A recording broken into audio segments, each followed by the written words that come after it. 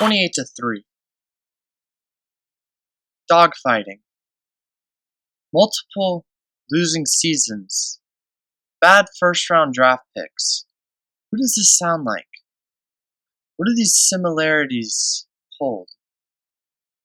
Yes, the Atlanta Falcons. Today, I'm here to figure out one of the biggest mysteries, and that is why the Atlanta Falcons are such a bad football team.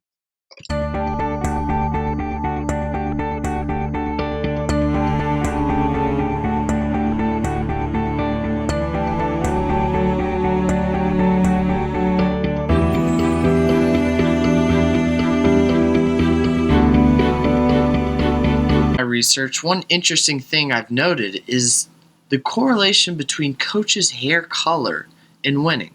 You look at the past two Atlanta Falcons coaches, Dan Quinn and Mike Smith.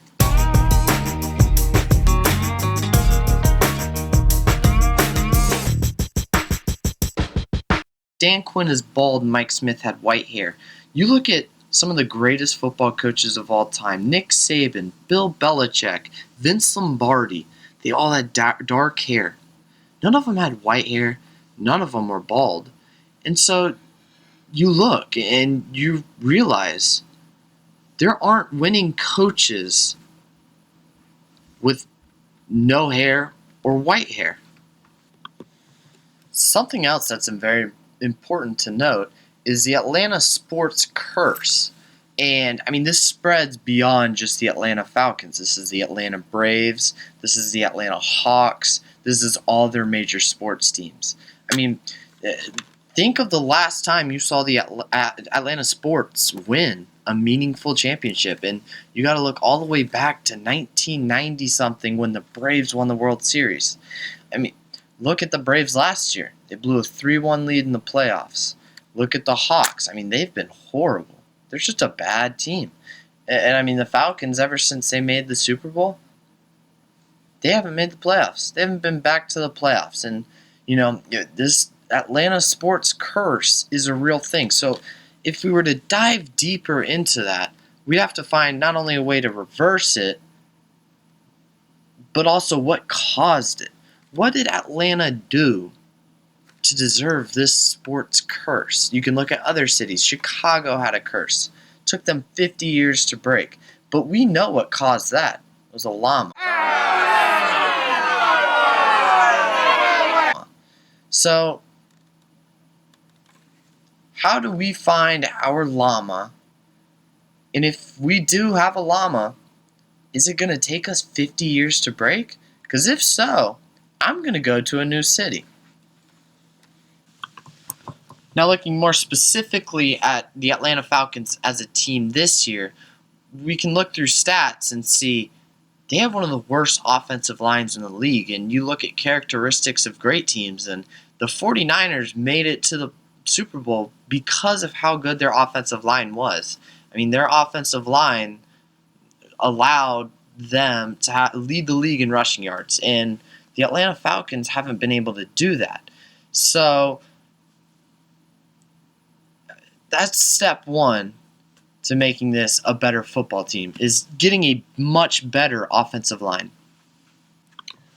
The next step would be is improving the defense. You know, you've heard the saying maybe a million times, defense wins championships. And although the Atlanta Falcons defense has improved, it's still not at an elite level. And it's not going to win them football games solely by itself, but it needs to improve for them to make a run in the playoffs, because there's going to be one time where you're going to rely on your defense to win you games. And unfortunately for Atlanta, it's kind of been there. It's just a small wall for teams to have to hurdle over, and once they're over that wall, they're fine. I mean, it's a buffer. The defense relies on the offense. The defense needs to learn how to rely on itself. You know, they got to think, you know, we got to win this football game on our own. That's got to be their mentality. And that's never been the Atlanta mentality. It's been, we're going to just score more points than you. And although that's not a bad way to win, it's offense has to do its part, defense has to do its part. And defense thinks it can do its part while relying on the offense.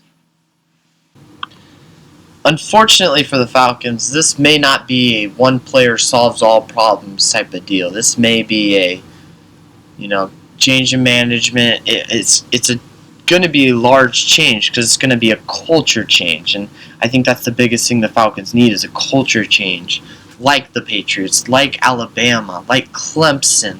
These great teams, no matter who the players are, you can really see in college because players only stay there for 4 years. It's new players all the time, and Alabama and Clemson they keep that culture no matter who's in the program. The Patriots, I mean, they've kept the same culture for about 20 years now. It's incredible. We'll see next year how that culture changes without Tom Brady, but I'm sure it's probably going to say about the exact same.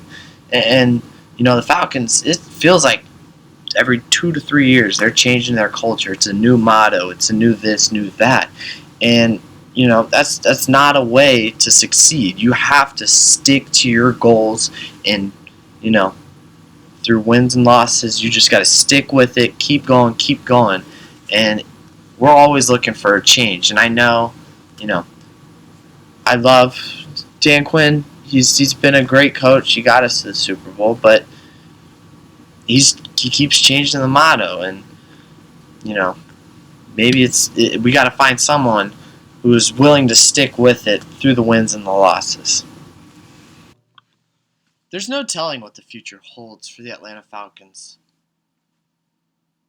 But here's one thing. If they make all the changes necessary to be a successful team, I think they will be a successful team. And I think a lot of the things I've listed will determine whether or not they are a successful football team. And I do hope that one day I will live to see an Atlanta Super Bowl win.